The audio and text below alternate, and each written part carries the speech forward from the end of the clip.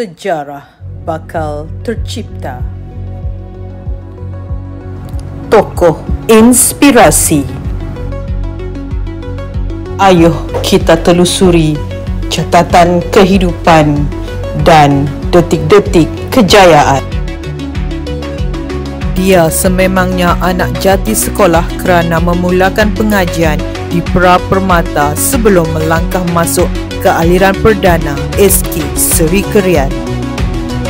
Pencapaian akademik sentiasa konsisten, rekod cemerlangnya dibuktikan dengan mengekalkan tempat pertama UASA dari tahun 4 hingga tahun 6 dan memperolehi prestasi terbaik merentas bidang mata pelajaran.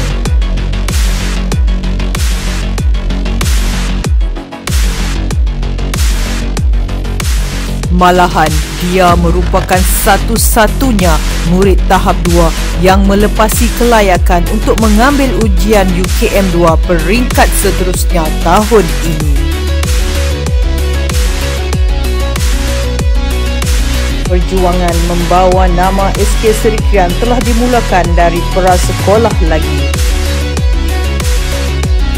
Bukan sahaja program anjuran sekolah, dia sentiasa komited melibatkan diri dalam aktiviti co-curriculum di pelbagai peringkat, daerah, negeri, kebangsaan mahupun antarabangsa.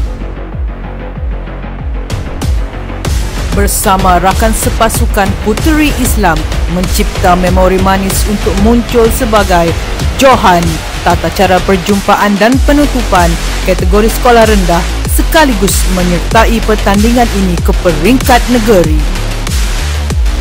Karisma pelajar cemerlang ini dalam pengucapan awam dan kepintaran mengendalikan sesi spontan tidak perlu diragukan lagi dengan rekod kejayaan tempat ketiga pertandingan bicara buku kategori bahasa Melayu dan naib Johan tokoh nilam kategori bahasa Inggeris. Penantian selama belasan tahun untuk melihat seorang murid SK Seri Krian mendominasi pertandingan pidato Piala Diraja Bahasa Inggeris tertunai dengan kemenangan tempat ketiga berjaya diperolehi tahun ini. Sejak dari kecil, kecenderungan pada aktiviti sukan jelas terserlah.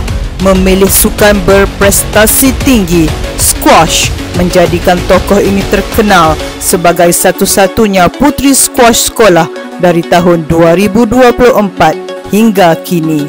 Pertama kali menyertai kejohanan pembangunan squash Seket 1 daerah Krian, dia membawa pulang pingat gangsa. Langkah terus diatur dengan penuh keazaman.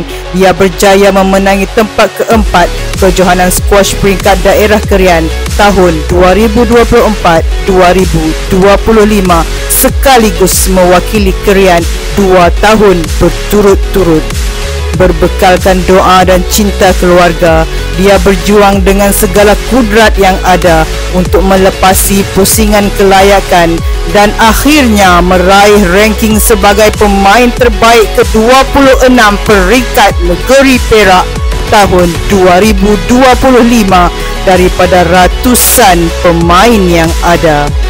Terkini diiktiraf sebagai Johan kategori intermediate senior kejohanan pembangunan sekedua squash daerah Krian.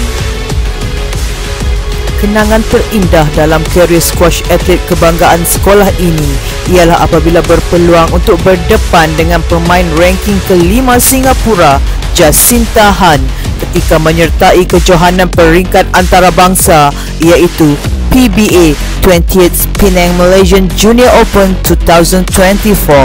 Biarpun keputusan perlawanan sudah dapat dijangka, dia tidak gentar melangkah masuk ke gelanggang kerana prinsip hidupnya bukanlah dicari kekalahan atau kemenangan, tetapi ruang dan peluang untuk menjadi lebih baik daripada dirinya yang semalam.